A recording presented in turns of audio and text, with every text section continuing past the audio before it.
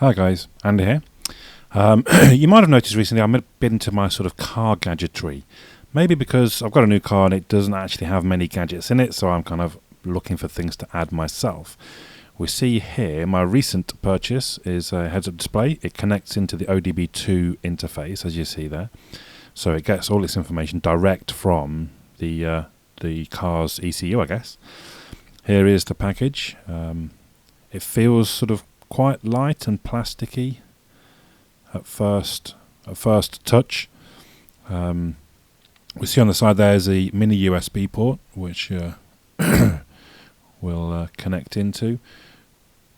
So it does feel a bit sort of cheap and light, but then I suppose it doesn't need to be heavy particularly, does it? So there's the cable with the mini USB and the ODB2 connector, mini USB. We've got another package, if I can get it out. There we go. Which has the manual for the device of how it works. We'll have a little bit of a look at that more later as we go, but it's fairly simple. I mean, you literally just plug it into your ODB2 and pop it on your dashboard. Really, there's not a great deal more to know. Then we have one of those kind of things that stops it sliding. Obviously it's got a plastic cover on front and back at this point, and you can tell straight away it's very sticky. You know, I put the device on and I mean pretty much almost upside down and it still sticks to it, so that should do a fine job when it's sat on the dashboard, hopefully. And then we have a reflective screen, which in theory, as you can see there, is supposed to stick on your windscreen and help reflect the heads-up display for you to see. You may have noticed, look, obviously everything on the display is backwards. There's a protective screen cover on it. So everything's backwards because it's going to reflect off the screen for you to see forwards, I guess, basically.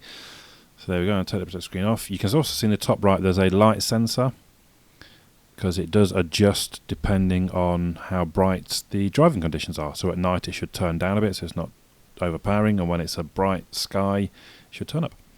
Here we have a sort of adjustment toggle. So there we go. I guess the next thing is to stick it in the car. So there it is, plugged into my ODB2 port. I run the cable up the side and then coming out of the side of the dash.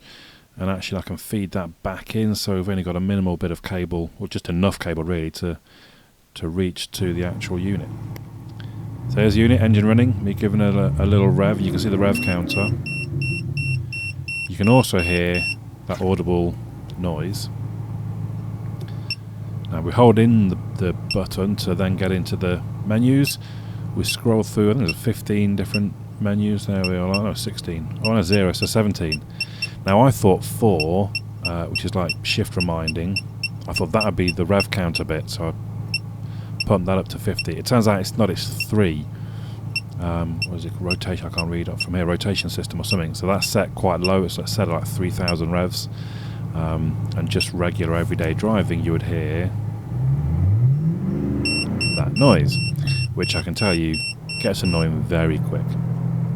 But I did figure out how to move it up to a higher sort of 4,500, 5,000 revs. It's actually just not too bad an idea, I suppose. As you get very high revs, a bit of a reminder. Not there though. So here you can see me cruising along at around 30. It's got the reflective paste again. I've cut the volume away now at this point just so you can hear me, just in case. And it's going to be accurate, obviously, because it's taken directly from the car's ECU.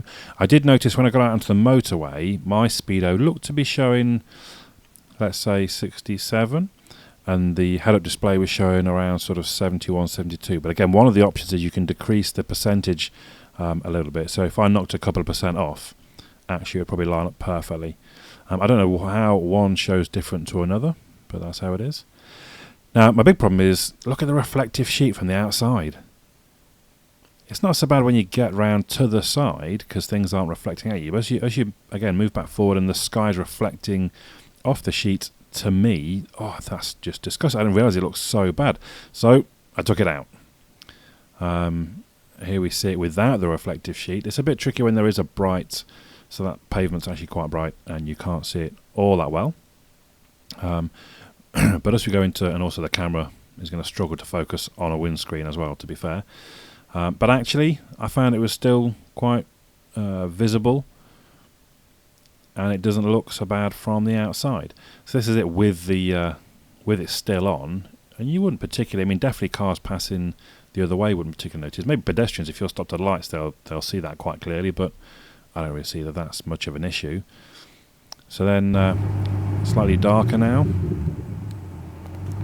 You see there's like a double reflection, because obviously your windscreen is laminated basically, so it gets a reflection from the inside part of the screen and a reflection from the outside part of the screen, if that makes sense. And that's the reason they give you these reflective sheets, because that will make it just one clear reflection. But still, it's not too bad.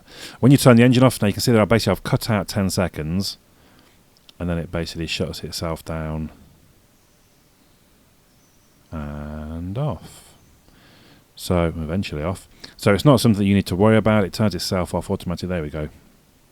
Totally off now. So let's move into darker conditions. This is literally is at night. You can see there, look, I've revved up past 3,000. It's not beeping at me anymore. I think I set it to 4.5 now. And again, you can see the double reflection when you zoom in a bit closer. But generally, you know, I think that's a fairly visible speed. I find it's actually easier to see that than to look down at my speedometer, which isn't that accurate anyway. I didn't realise till I watched this video how dirty my windscreen is. Look, you can't see it like that when you're driving. Must go out there and clean it. I do apologise. Yeah, so here it is from the outside as well at night. Again, you can see some lights, but it's not particularly anything that's going to distract anybody else. And as before, it's a bit more visible from the side, but again, nothing that really should be a concern. Obviously, when it shuts down, it's going to be totally dark and not visible in any way. So all in all, I'm really quite pleased with this. A lot of my sort of cheap gadgets, it was only £39. I'll put a link down below. I found one on Amazon which I think is basically the same model. There are lots of models, choose your own really, I suppose. There's some more expensive ones by brands like Garmin and such, but this one seems to do a reasonable job to me. The top right, the 0.6, is supposed to be a fuel economy, but it never changed, so I don't particularly trust it. We've got the bottom right is the water temperature, which that seemed to be fine. And the middle one in the green there is a distance covered, which for that trip, which might be handy, I suppose. So there you go, for £39, I'm actually quite impressed with it. It's quite a natty little gadget. I think I will keep it, I will leave it in the car. Let me know your thoughts. My name's Andy. I'll catch you all again soon.